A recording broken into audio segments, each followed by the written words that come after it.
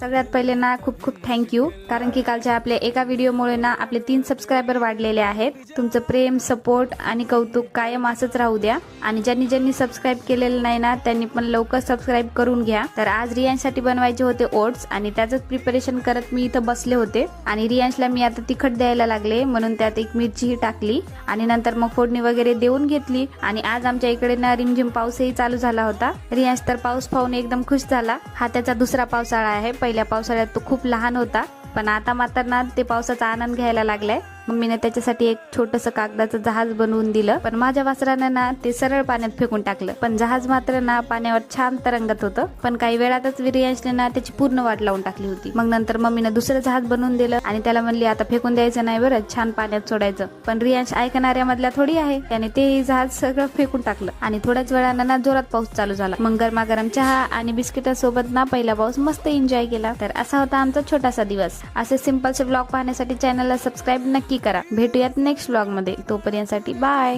take